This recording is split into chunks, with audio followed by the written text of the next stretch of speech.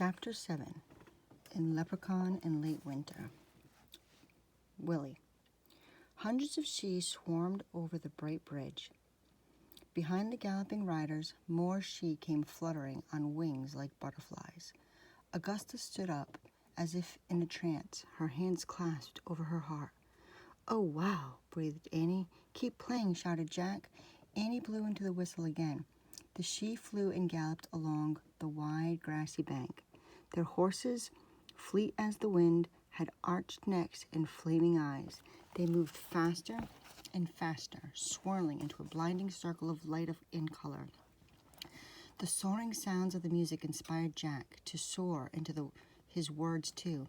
He looked at his notebook and sang, "In a swirl they leave, so wild, so free, with a lonely girl to the hill of the Shee." "Jack, no!" shouted Annie. A mighty blast of wind nearly blew Jack and Annie off their rock. They crouched down and covered their heads. When the wind grew calm, they stood up, just in time to see the swirling cloud of light vanish back into the old forest. The Shee were gone. Once again, sky blended with water and earth in a veil of silver mist. "Whew," Jack said breathlessly. "That was amazing." "Jack, do you know what you just did?" "Yeah, I made the Shee appear and disappear," Jack said. "I used my notes from Mary's story, just like we planned." "Yes, you did that," said Annie. "And you made Augusta disappear, too." "The Shee took Augusta," said Annie. "I tried to stop you, but it was too late. You already sung those words." "What words?" said Jack. "You sang, 'In a swirl they leave, so wild, so free, and the lonely girl to the hill of the Shee,'" said Annie. "I was just reading from my notes," said Jack. "They took Augusta? Are you sure?" "Yes, she's gone," said Annie. "Oh, no," said Jack. He and Annie ran to the ridge over the river. "Augusta!" he shouted. There was no sign of Augusta's red cape anywhere. "It's all my fault," said Jack. "You couldn't help yourself," said Annie. "But I'm responsible," said Jack. "We have to get her back." "Maybe Mary can help us," said Annie. "Wait, listen," said Jack. "What is that sound?" Squeaky noises were coming from behind the pile of small boulders. It sounded as if someone was trying to play a magic whistle. But the sound was definitely not magical. "The whistle! I must have dropped it," said Annie. "Maybe it's Augusta," said Jack. Jack and Annie ran back and looked over the rocks. A man no higher than Jack's knee was blowing into the whistle. The man wore a green jacket and three-cornered red cap with a white feather. He had big ears, a bushy red beard, skinny legs, and silver buckles on his shoes. "Oh, man," said Jack. "A leprechaun," whispered Annie. Jack and Annie just stared at the leprechaun as he blew into the whistle. His small, bony fingers danced over the 6 holes. But only squeaks, chirps, and hollow tweeting came out. The leprechaun blew harder and harder. Then he stopped. He turned the whistle over and looked at it closely. He shook his head and frowned. "Hello," said Annie. The leprechaun jumped and looked up. "Well, hello yourself," he said, grinning. "You startled me. Here, take this back. It's no use to me, as you can plainly hear." The little man held up the whistle. Jack reached over the rock and took it.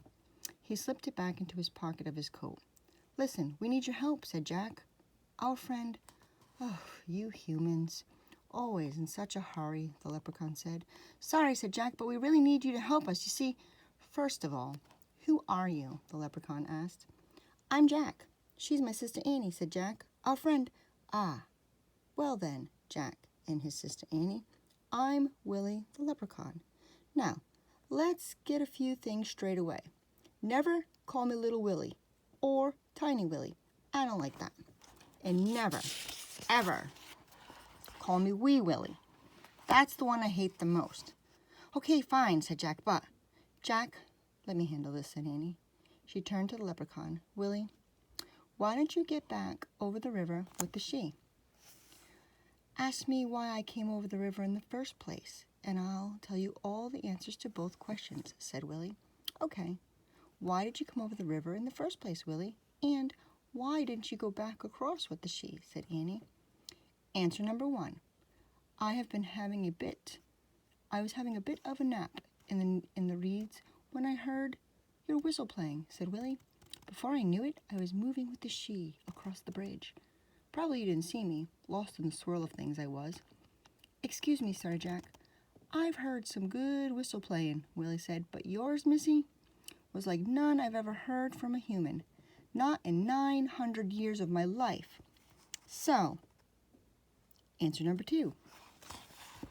I didn't go back over the river because I wanted to find out the secret to your playing. Well, that's Annie. That's easy, said Annie. The whistle played itself. It wasn't me. Ah, you're a modest girl, said Willie. And you like to keep your secrets and your talents to yourself. Well, not really, said Annie. Listen, Willie, Jack broke in. Can you help us? We lost our friend Augusta. It was my fault. I sang about a lonely girl. Then she was taken by the she. Yes, I saw that, said Willie. Whisked away, she was. So I'm guessing now you want me to help you find her. Is that it? Yes, that's it, said Jack. We're going to ask Mary Sheridan to help us, said Annie. But you probably know the way better. And wait a minute, said Willie. Did you say Mary Sheridan? You know Mary? said Annie. Know her, said Willie, grinning from ear to ear. Why, if I were 4 feet taller, I'd marry Mary Sheridan years ago. Really, said Annie. Oh, yes, indeed. We're very good friends, said Willie. You see, I live in what you might call an in-between. I have 1 foot in the magical world of the she, and I have 1 foot in the mortal world of humans, like Mary.